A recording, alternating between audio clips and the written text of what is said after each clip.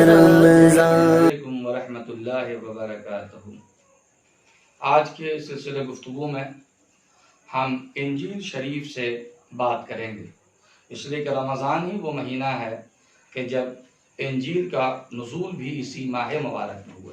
یہ ہمارے ہاتھ میں سامنے انجیل شریف ہے اور ہم اس سے گفتگو کر رہے ہیں۔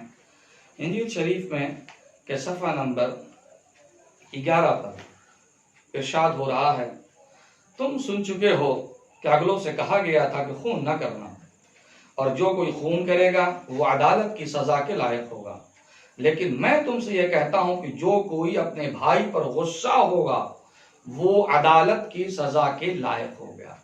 یعنی حضرت عیسیٰ کی تعلیم یہ ہے کہ خون تو بہت بڑی چیز ہے، اگر تم اپنے بھائی پر غصہ کرتے ہو ناجائز طریقے سے تو بھی تم پر عدالت کی سزا یعنی قیامت کے دن تمہیں اس کا حساب سختی کے ساتھ دینا ہوگا۔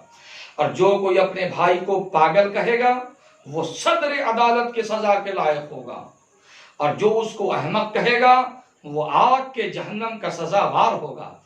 پس اگر تو قربان گاہ پر اپنی نظر گزارتا ہے اور وہاں تجھے یاد آئے کہ میرے بھائی کو مجھ سے کچھ شکایت ہے تو وہیں قربان گاہ کے آگے اپنی نظر چھوڑ دے اور جا کر پہلے اپنے بھائی سے ملاپ کر تب آ کر اپنی نظر گزار۔ یعنی انجیل شریف میں یہ کہا جا رہا ہے کہ اگر تو کوئی اللہ کا کام کرنے کے لیے قربان گاہ جا رہا ہے، ہم اپنے لفظوں میں کہیں کیا اگر آپ حج کرنے جا رہے ہیں، درمیان راہ اگر آپ کو خیال آئے کہ ہم نے اپنے بھائی کے ساتھ کوئی ناانصافی کی ہے تو حکم یہ ہے کہ پہلے جا اور وہاں جا کر صلہ رحمی کے تقاضے کو پورا کر، پھر واپس آ کر اپنے فریضے کو انجام دے، ورنہ تیرا یہ فریضہ قابل قبول نہ ہوگا۔ اور جب تک تو اپنی مدعی کے ساتھ راہ میں ہے اس سے جلد صلح کر لے، کہیں ایسا نہ ہو کہ مدعی تجھے منصف کے حوالے کر دے اور منصف تجھے سپاہی کے حوالے کر دے اور تو قید خانے میں ڈالا جائے۔ اسلام بھی یہی کہتا ہے، اسلام کہتا ہے کہ سارے گناہ معاف ہو جائیں گے مگر حقوق العباد معاف نہیں کیا جائے گا۔ اگر کسی پر آپ نے ظلم کیا ہے تو جب تک سے وہ معاف نہ کر دے جس پر آپ نے ظلم کیا ہے، اللہ بھی آپ کو معاف نہیں کرے گا۔ اور پھر آگے صفحہ نمبر 114 پر انجیل شریف میں لکھا ہوا ہے کہ اپنے واسطے زمین پر مال جمع نہ کرو جہاں کیڑا اور زنگ خراب کرتا ہے، اور جہاں پر نقب لگاتے اور چراتے ہیں، بلکہ اپنے لیے آسمانوں پر مال جمع کرو جہاں نہ کیڑا خراب کرتا ہے اور نہ زنگ، اور نہ وہاں چور نقب لگاتے ہیں اور چوری کرتے ہیں۔ یعنی حضرت عیسیٰ پیغمبر اپنے حواریوں کو کہہ رہے ہیں کہ اگر تمہیں مال جمع کرنا ہی ہے تو اس دنیا میں مال جمع نہ کرو، ورنہ چوری ہو جائے گا، نقب لگ جائے گا۔ اگر مال جمع کرنا ہے تو تم آسمان میں یا آخرت کے لیے اپنے مال کو جمع کر دو کہ جس میں کوئی چوری ہونے والی نہیں ہے بلکہ اضافہ ہوگا۔ تمہارا اللہ تو اتنا بڑا کریم ہے کہ اگر تم ایک گناہ نیکی کرو گے تو اللہ اسے 10 گناہ لکھے گا۔ اور آگے ارشاد فرماتے ہیں کہ بدن کا چراغ آنکھ ہے، پس اگر تیری آنکھ درست ہو تو تیرا سارا بدن روشن ہوگا۔ روزے کا مفہوم بھی تو یہی ہے کہ روزہ صرف پیٹ کا روزہ نہیں بلکہ آنکھوں کا روزہ بھی ہے۔ یعنی وہ دیکھ جسے دیکھنے کا اللہ نے حکم دیا، وہ نہ دیکھ جسے اللہ نے منع فرمایا۔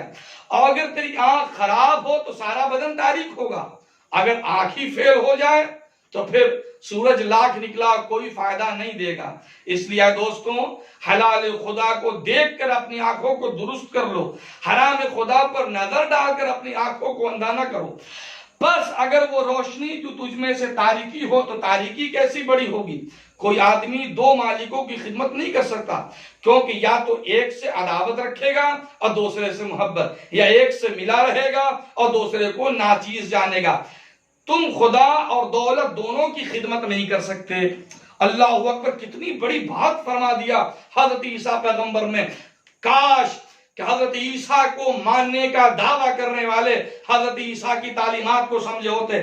صاف صاف کہہ رہے ہیں کہ تم 2 مالکوں کی خدمت نہیں کر سکتے، ایک وقت میں 2 مالکوں سے محبت اور ان کی خدمت نہیں کر سکتے۔ یعنی یا تو تم اللہ کو اپنا خدا مان لو یا دولت کو اپنا خدا مان لو. یہ دونوں ایک ساتھ نہیں چلے گا کہ دولت بھی تمہارے ساتھ وہی مرتبہ رکھتی ہے جو خدا کا مرتبہ ہے. نہیں میرے دوستو، دولت فرعون کو بھی ملی ہے، قارون کو بھی ملی، لیکن خدا نہ ملا تو انجام کیا ہوا؟ لیکن سلیمان کو خدا ملا تو پھر ایسی حکومت اور ایسی دولت ملی کہ آج تک ایسی حکومت کسی کو حاصل نہ ہوئی. وآخر دعوانا ان الحمدللہ.